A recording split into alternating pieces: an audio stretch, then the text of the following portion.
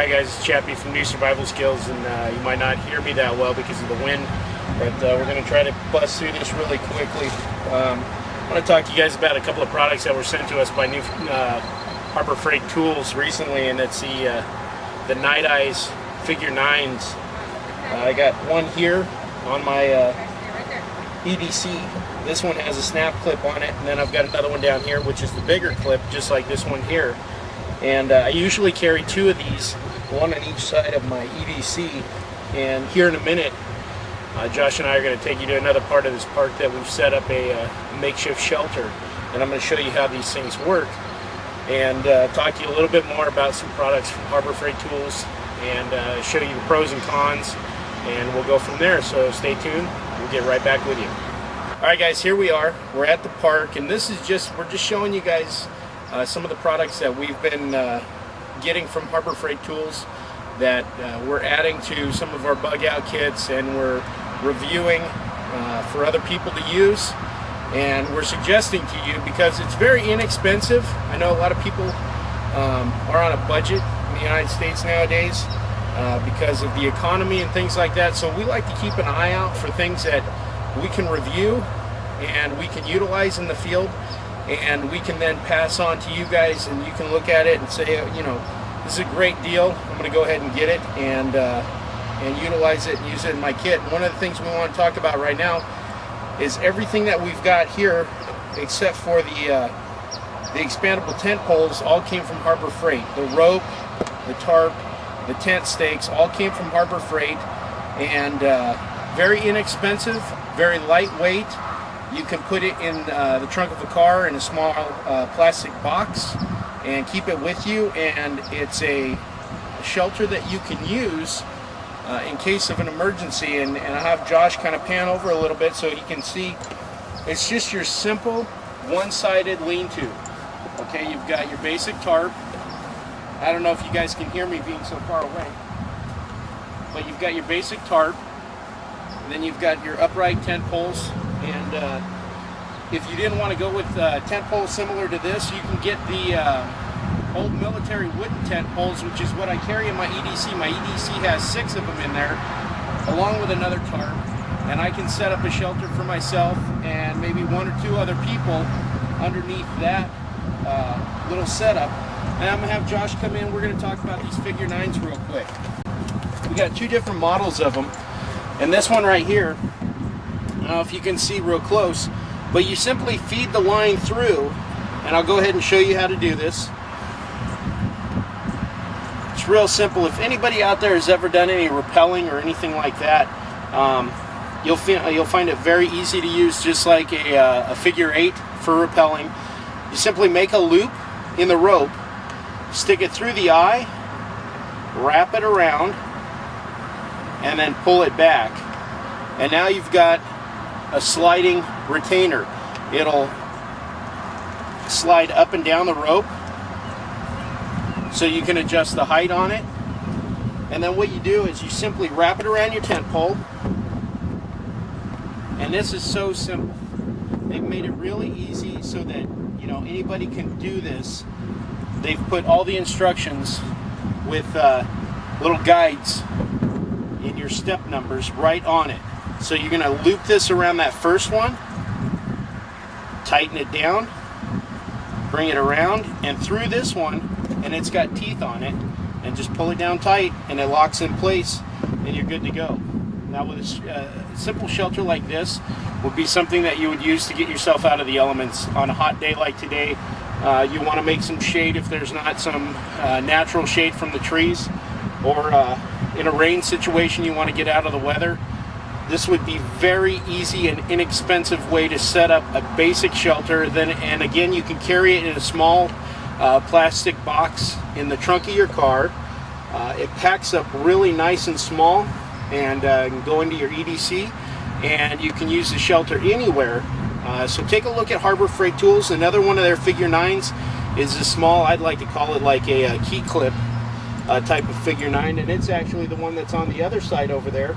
And all I had to do for that one was make a loop like I was going to put a trucker knot on. Put this through the loop and lock it in, and then lock it down just like I did this one. And they're very inexpensive, very lightweight and very sturdy, and it makes, you know, taking your shelter down and re-cinching your lines very easy. So I would say go to Harbor Freight, find a few of these, put them in your bug out kit, put them in your emergency prep kits, and keep them with you. And then look at a lot of the things that they have at Harbor Freight and just ask yourself, what would I use this for in an emergency situation aside from what it was designated for? And we got a couple more products here that we're going to show you how we use them in the field from Harbor Freight. And stay tuned, and in a few minutes we'll get to that. Okay guys, you're going to have to excuse again the wind, and there's some people here because we are at a local park, and we've got a stream creek area that's running behind us. We're off to the side a little bit, and it's a hot day. And give a shout out to the guys at Duluth Trading Company. They fitted our crew with summer gear. That's what I'm wearing right here, and have not found more comfortable summer clothing to wear in California, which today it's a good 85-90 degrees out in the sun, and we're not sweating, we're enjoying it. So we'll talk more about Duluth in an upcoming video, and we'll show some of this stuff and give you more information on the clothing. But if you haven't checked out Duluth's website, go check them out, DuluthTradingCompany.com, and let them know you heard about them from us. And let's get back to the Harbor Freight stuff real quick. Another product that we saw at Harbor Freight that we picked up, and we thought it was exceptional. It's not lightweight like most products like this, but it's a camp shovel, and as you can see, mine's got a little bit of rust on it. I've used it a couple of times, but it's got this little screw-in handle and a shovel head. It's got a shovel and pick. Like I said, it's not as light as you know, your hoity-toity REI shovel backpack shovels, but it'll do the same job. And if you're putting this in the trunk of your vehicle, if you got it in your bug out stash, it's another one of those handy tools they have with you, especially like when we go camping. Some of the places we go camping, there's not portas, and there's not vaulted toilets or outhouses, so we have to dig a cat hole and do our business, and this is what we use. You guys might have seen in one of our previous videos where we talked about using the 5-gallon bucket with a toilet seat lid. We cut out the bottom of the bucket, and then we'll take this and it'll go in the other bucket that goes inside of it, and this is what we take with us to dig the cat hole. They're like $5 at Harbor Freight. Very rugged, and just a dependable little piece of equipment to have in your bug out kit. And we'll close that sucker back up and move on to the next thing. All right, we showed you guys this on another one of our videos where we were out at our training site, and this is the flotation pump. Some people had sent us comments saying that they couldn't find it at the store and they didn't know what it looked like. This is the box that it actually comes in. We've got a whole new setup right here because the other one that we put together we left out on the site doing its job, feeding our plants. And we're going to go ahead and take this down to the creek in a minute. We're going to hook this up and show you how we did it so that you can see that it's a pretty simple application of some very inexpensive products that you can get that will help you in your survival situation. So this product here was the water pump, the fountain water pump, and we put it in combination with the drip irrigation system. This is a starter kit you get at Harbor Freight, and I think it only runs about $20-25. But it's got a couple of connectors, and it's got the little drip heads, and it's got all the line, and let's see, it's got 100 feet of line, 2 faucet hose adapters, a threaded adapter coupler, a water pressure regulator, which you're not really going to need in a survival situation unless you've still got water coming to you. But we're going to go ahead and cut here for a second. We're going to take this down to the creek. I'm going to set it up. I'm going to set up part of it. I'm going to go ahead and cut some of this line and attach it to this pump, and we'll show you how you're capable of setting this solar powered pump into a creek situation and pump water directly to you. So give us just a second to set that up and we'll be right with you. Alright guys, we come down here to the creek now, And we've got this solar powered. I'm going to try not to point that into the sun because I don't want it to, but there it goes running. I don't want it to get running right now, but we've got the solar powered water pump that we showed you guys in the box. And there was 100 feet of this drip line that we got in the other kit. And we decided we were just going to stretch the 100 foot of drip line out and see if this thing will power it through the 100 foot of drip line. So I'm going to go ahead and drop the pump in the water. Let all the little, that thing is full of tadpoles. And I'm going to set this. Actually, I'm going to disconnect it for a second. This is what's cool about it. You can disconnect it directly from the cable. It's got a little stand on the back. Alright, so I'm going to set that. Put the solar cell directly in the sun. And step back. Now let's follow this drip line and see if we got...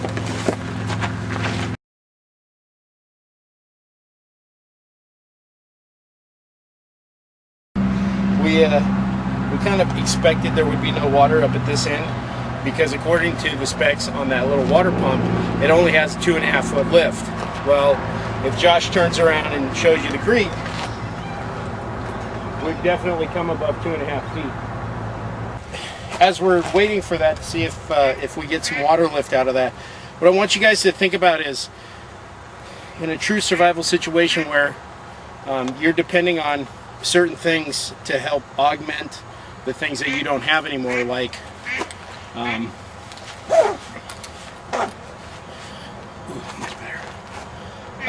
let's say for instance the power grid's gone out and the water supply is in short demand, and when you turn on the faucet there's no water there. If you have a source of water nearby where you can take it and put it in a large bucket above 5-6 feet, or you have some place that you can mount it on your property, up on a tower or on the roof, or if you're one of those people that's getting into collecting rainwater, things like that, you know, if it's still legal in your state to collect rainwater where you're at, you want to keep that water up high. Now, like if we had put the pump in the creek here or upstream a little bit and we were running the flow downstream to our farm or our little crop area, then we wouldn't have as much of an issue seeing if the water will get that lift. I'm very doubtful that it'll get this lift because it's at least a 4-foot lift on a pump that says it's only rated for 2.5 feet. So I doubt that anything will come out on that other end. But if I go ahead and cut that line, which I'll do here in a few minutes, you'll be able to see that that little pump is pumping water directly out of the creek. And that can be useful in a lot of different applications. And like I said, if you were to run that pump line down, then you're going to get that pump flow. These are other things that you can augment. If you've got a piece of PVC pipe, you can put a 2-liter bottle that you cut the bottom off of. You can put that 2-liter bottle into the PVC pipe and lay it in a flowing creek, as long as it's got flow. This one here doesn't have enough flow for you to utilize something like that. If there's enough flow, you can put something like that in there and you can divert the water into a pipe. And if you're still going downhill, you're going to get water pressure. It doesn't work the same going uphill. So these are things that you want to keep in mind when you go to places like Harbor Freight. Think about the things that you could buy there that have a manufacturer's purpose, and then see how you can augment it in a survival situation. So give us a minute here. We're going to cut the line a little bit since we've got 100 feet of it, and show you how well it's pumping out of the creek. Alright guys, so I cut the line at about 20 feet, and you can see it's down there. The pump is in the creek, and you can see the little sucker right here is, it's got a flow going. Okay. Now, something else that this would be useful for is, let's see how high up I can get that and have it still. Alright, that's still a pretty good drip. You could set a 5-gallon bucket down here, and that actually, since it has a 2.5 foot lift, the closer I get to the pump, the higher the lift will be. You could set a pump down here, or a bucket down here with sand, charcoal, and other material that you would use to filter this water.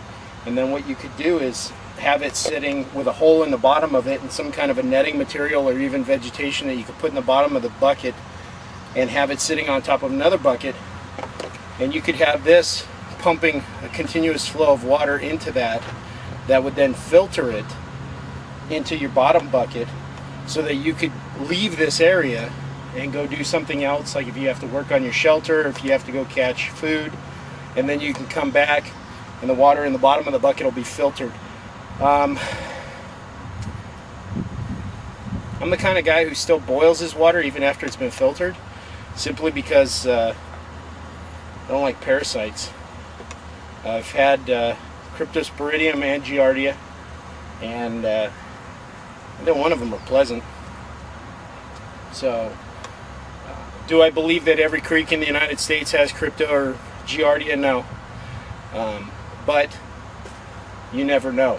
So it's always best to err on the side of caution. So even after I would filter it through some kind of a filtering device, I would boil my water. So I suggest you do the same.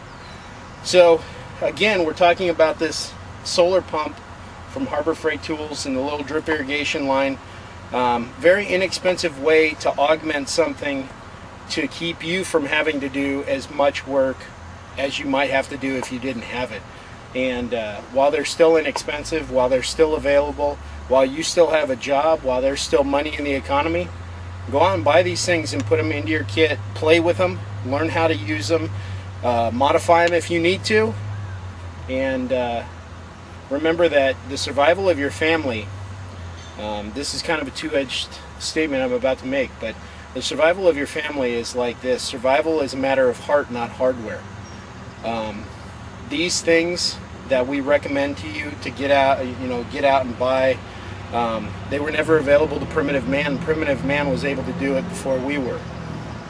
But at the same time, when you're talking about taking care of a family in a survival situation, dealing with a mass disaster, it's always best to err on the side of caution and be prepared.